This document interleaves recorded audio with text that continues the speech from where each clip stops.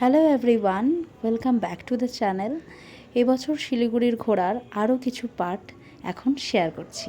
Good morning from Siliguri. আজ Siliguri day 3। আমরা আজকে যাব লামাটা ইকো পার্ক। তো তাই জন্য সকাল সকাল উঠে পড়েছি। আর এখন 8:30 বাজে। অর্ঘশ্রী রেডি করছে রান্নাঘরে ব্রেকফাস্ট, চা। তো চলো যাই। চা নিয়ে বসে পড়েছি আর রনিদা আমার জন্য এনেছে ক্রিম রোল, সেটা দিয়েই চা খাচ্ছি। অর্ঘশ্রী খাচ্ছে কফি মনে হয়। আর যাই হোক, আমরা খেয়ে দিয়ে রেডি হয়ে ফটাফট বেরিয়ে পড়লাম, কারণ খুব একটা টাইম ওয়েস্ট করা যাবে না। এমনিতেই 9টার আগে আমরা বেরোতেই পাচ্ছি না, শীতকাল তার মধ্যে। বেশ ঠান্ডা পড়েছে শিলিগুড়িতে, কলকাতায় এতটাও ঠান্ডা নেই। তো দেখতেই পাচ্ছ রাস্তার দিয়ে সবুজ চা বাগানের মধ্যে দিয়ে এগোচ্ছি। আমরা উঠে পড়েছি পাহাড়ে অনেকটাই। যেহেতু 2023-এর জুলাই মাসের প্রচণ্ডই বর্ষা ছিল, মানে বর্ষার কারণে বন্যা হয়েছিল সিকিমে, যার দরুন এখনও রোডের কন্ডিশন কিন্তু খুবই খারাপ। দেখতেই পাচ্ছ রোডের কাজ এখনও চলছে। তিস্তার এত ভয়াবহ রূপ কিন্তু আমি এরকমভাবে দেখিনি। তো লাস্ট ইয়ার 2023-এর বর্ষাকালটা খুবই ভয়াবহ ছিল। তো রোডের কাজ চলছে, তো টুকটুক করে আমরাও এগোচ্ছি। রাস্তা তো খারাপ ভালো দুটো মিশিয়েই রয়েছে, তবে লামাহাট্টা আমার দার্জিলিং এরিয়া রাস্তাগুলো ভীষণ খাড়াই। তো এখন আমরা উঠছি, দেখো পুরো খাড়াই কিন্তু রাস্তাটা।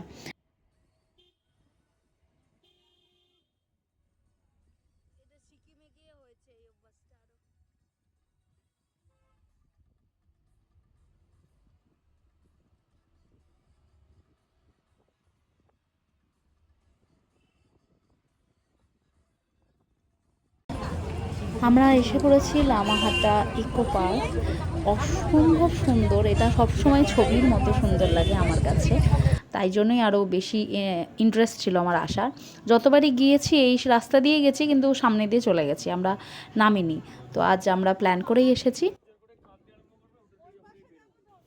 দেখো, দেখে মনে হচ্ছে সমস্ত ওয়েস্ট বেঙ্গলের বাঙালি এখানে আজ জড়ো হয়েছে। এত ভিড়, গিজ গিজ করছে ভিড়। আর তার সঙ্গে ওয়েদারটা এত সুন্দর, আকাশ ঝলমলে, দেখতেই পাচ্ছ। মানে এত সুন্দর রোদ বেরিয়েছে, তবে ঠান্ডা কনকনে আছে। আমি তো গাড়ি থেকে নেমে কনকন মানে কিছুক্ষণ ঠকঠক করে কেঁপে সোয়েটার পরলাম, কারণ শিলিগুড়িতে সোয়েটার দরকার হচ্ছিল না, কিন্তু এখানে এসে দরকার হচ্ছে। তো সোয়েটার পরে এখন উঠছি আমরা এই ওয়াচ টাওয়ারের প্রচুর সবাই এখানে ছবি ফই তোলে, আমার খুব ভালো লাগে দেখতে। এখানে রনিদা পুরো দেবানন্দের মতো একটা পোজ দিচ্ছে। এই হলো আসল ভিউ। আর এই ওয়াচ টাওয়ারটা থেকে ভীষণ সুন্দর, মানে আই সুদিং একটা ভিউ। সবাই মোটামুটি নেমে গেছে ছবি তুলে, কিন্তু আমরা দাঁড়িয়ে দাঁড়িয়ে অনেকক্ষণ ধরে গল্প করছি। এবারে আমরা উঠছি উপরের যে লেকটা রয়েছে লামাহাটার, সেই লেকটার দিকে আস্তে আস্তে, রনিদার তত্ত্বাবধানে আর কি। এই যে এই হচ্ছে অবস্থা। এই যে আমরা এত দূরে উঠবো আর নিচ দেখা যাচ্ছে না, যদিও তবু জঙ্গলের মধ্যে একজনকে দেখতে পাওয়া যাবে। ওই যে বসেছিল রেস্ট নিয়ে চললো। অনির্বাণদা আগিয়ে যাচ্ছে। আমাদের হচ্ছে গন্তব্য লামাহাটার ইকো পার্কের উপরে যে একদম লেকটা আছে, ওটা জানি না আলটিমেটলি আমরা পৌঁছাতে পারবো কিনা, চেষ্টা করবো আমরা একটা। আর এই যেটা লাশ, জিন্দা লাশ এখানে বসে আছে। রনিদা ধ্যানে বসেছিল, আমি এখানে শরীর ছেড়ে দিয়ে বসে আছি। দেখলে আমার অবস্থা, মানে আমরা ভুল রাস্তা দিয়ে, রনিদার তত্ত্বাবধান এতটাই সুন্দর যে আমরা ভুল রাস্তা দিয়ে উঠিয়েছে, মানে শর্টকাটে ওঠাতে গেছে, কিন্তু অ্যাকচুয়াল রোডটাই আমাদের নিয়ে যায়নি। আর এরকম মানে একদম অলমোস্ট পৌঁছে যাওয়ার পরে দেখছি পুরো জঙ্গল, কোথাও যাওয়ার জায়গা নেই। আর আমাদের অবস্থা ভীষণ শোচনীয় হয়ে গেছিলো।